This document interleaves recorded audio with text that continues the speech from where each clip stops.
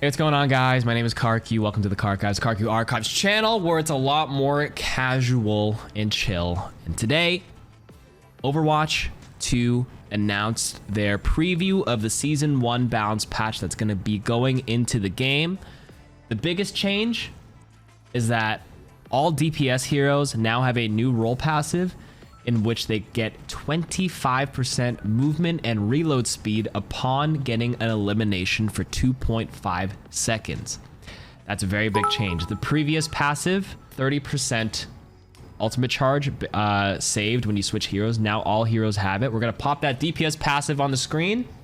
And today's tier list is gonna be who are the biggest winners and losers for the DPS only. Sorry, all the heroes are here because it's the only tier list I found.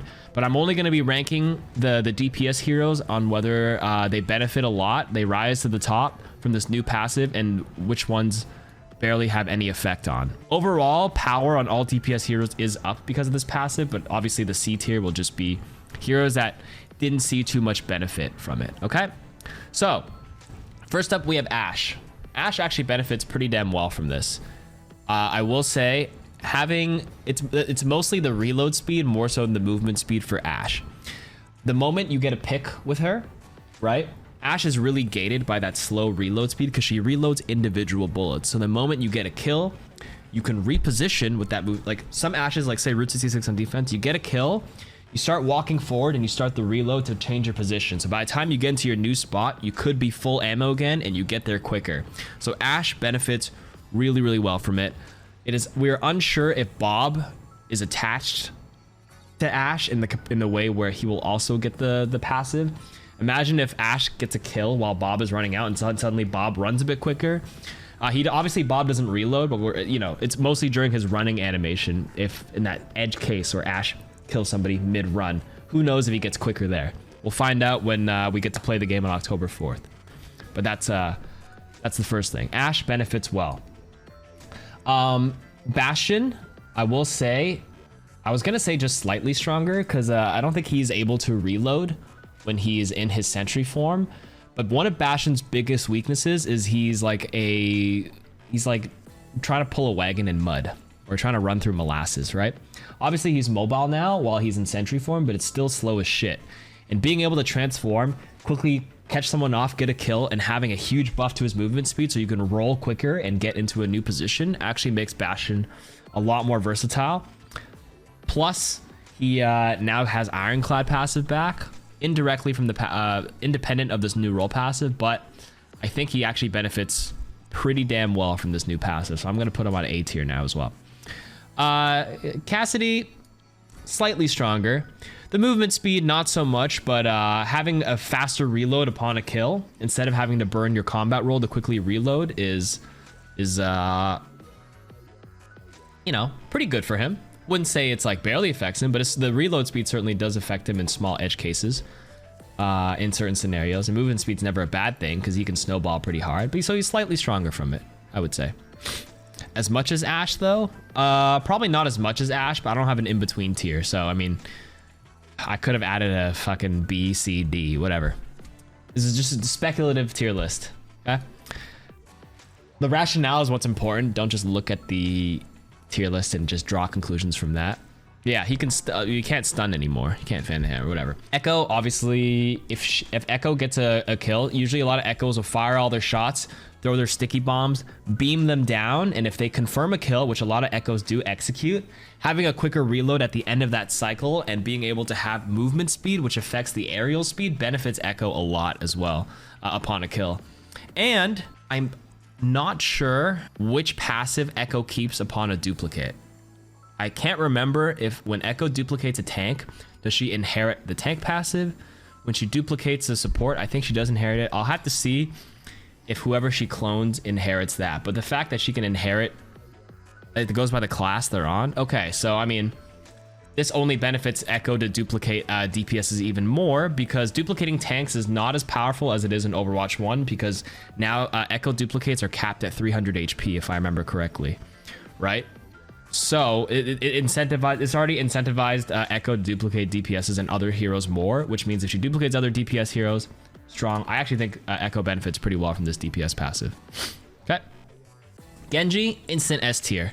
Anybody remember Nanoblade? The reason why Nanoblade was so good, it's still really good today, but having 25% movement speed, like the movement speed on the Nanoblade allowed him to chase, especially if at the end of the blade you don't get a good dash reset and they start kiting away with all the extra speed boosts like Lucio, disengage, whatever. You can chase way better, way harder,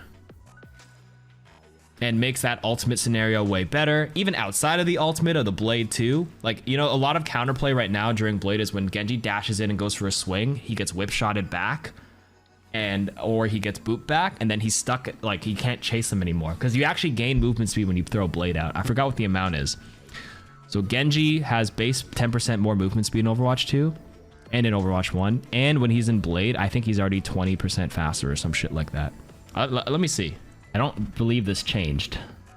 30% movement speed naturally in blade, plus another 20% from the passive, allows him to chase like crazy.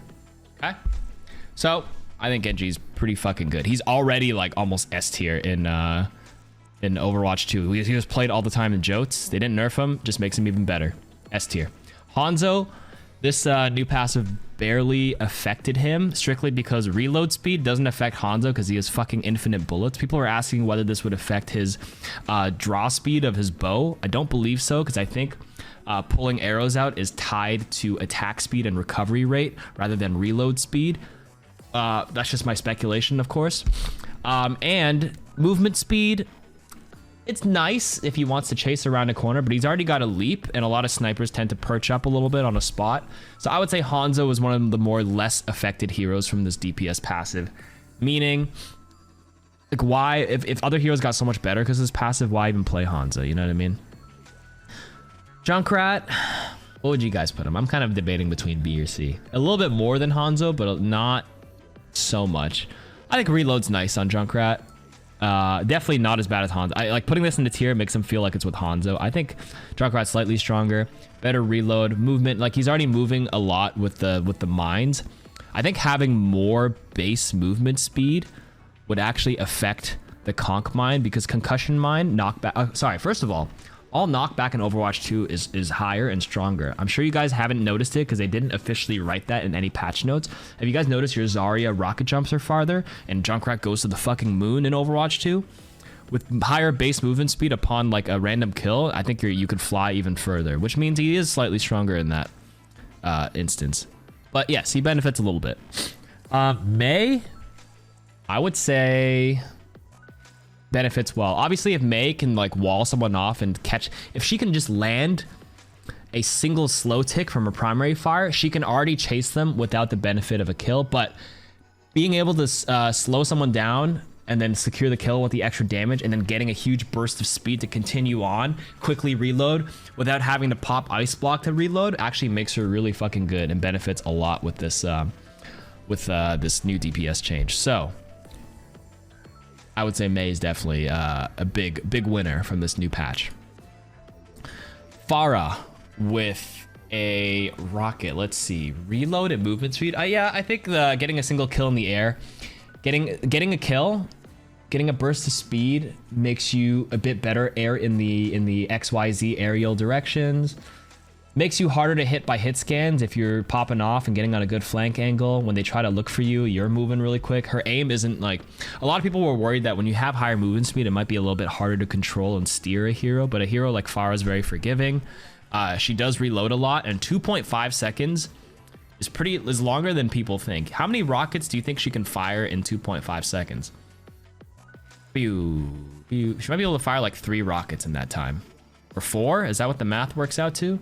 3 or 4, right? So if she's already like firing 2 rockets and gets a kill on 2 rocket, like pew pew, kills someone, she fires the next 4, and then the automatic reload might already be accelerated. You know what I mean? Which actually benefits her DPS a lot. Her output and like spam goes up tenfold. Her aerial movement's good. Pharah benefits quite a bit from this patch.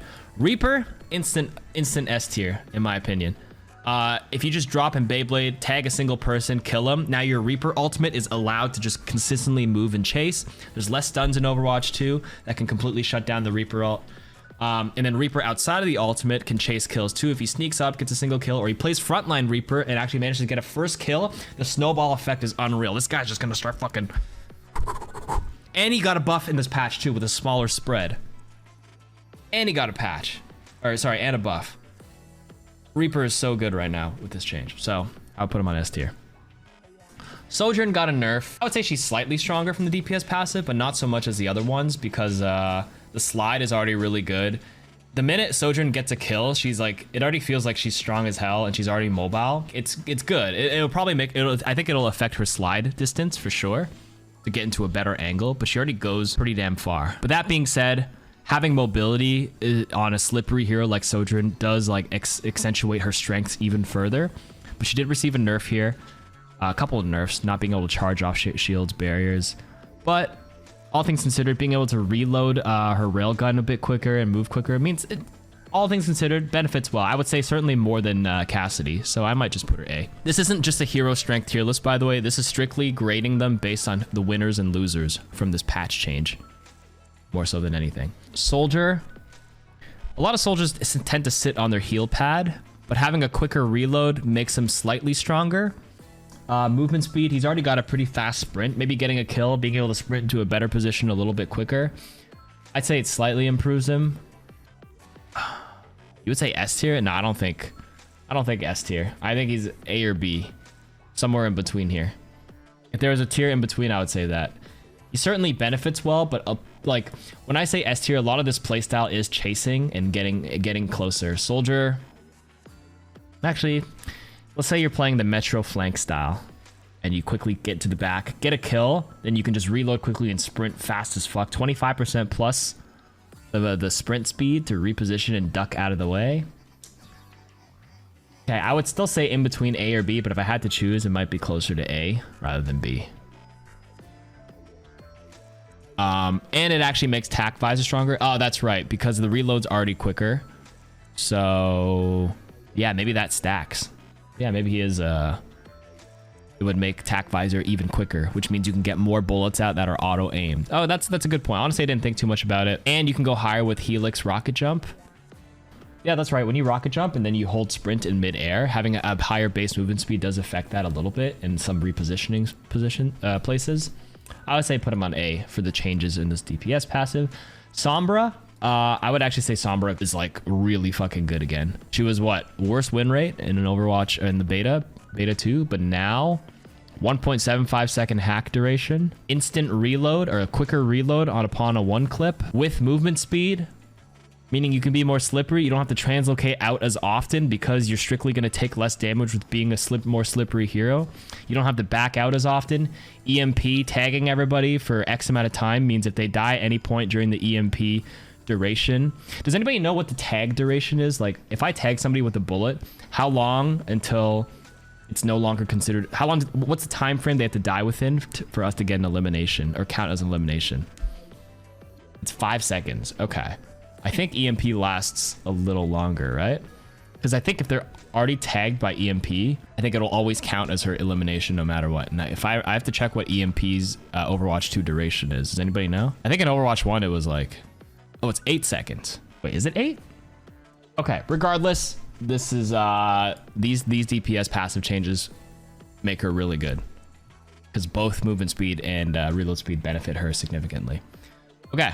Symmetra with the new DPS passive changes. Let me think about this. So, reloading so much will help the time in between keeping the beam alive, right?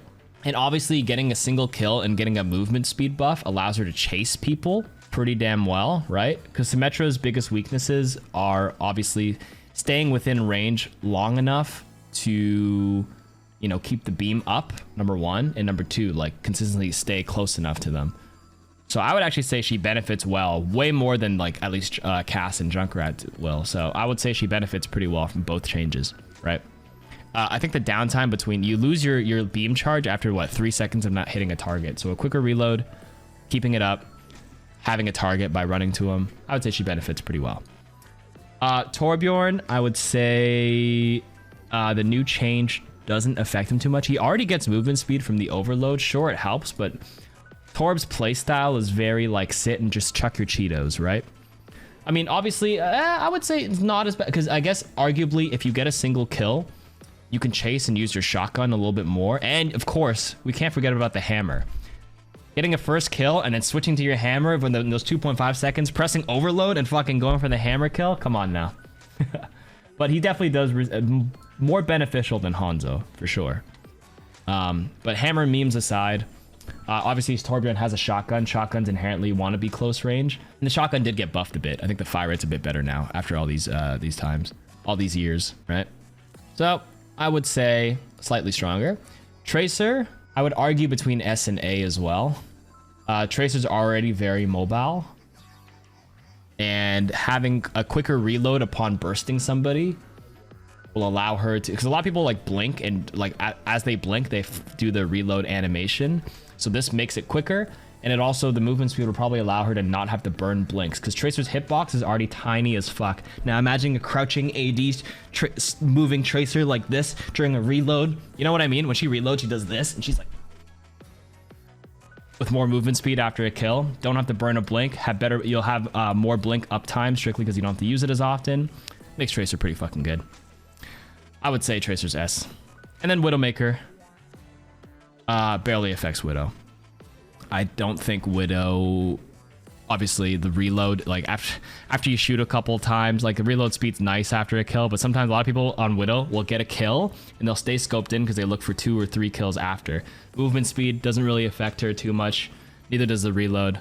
I would keep her on the low tier. So with that being said, with these new role passives, these are way more situational picks with the snipers. Why not just like play off of the new passive and just play these 4 heroes and sometimes these heroes, right? So I think these are the biggest winners, and these will probably have to be played in the meta coming October 4th, as long as nothing changes. Okay? These 2 will be the most popular heroes. These 5 DPS heroes will not see too much playtime. I think Widow might always have, snipers might always have a place just because of their pick potential, but the pacing of the game is going to be increased with reload and movement speed, so you might as well just play these ones. And that is my speculative tier list based on the winners and losers of the new DPS role passive. What do you guys think in the comments? Let me know, and thanks for watching.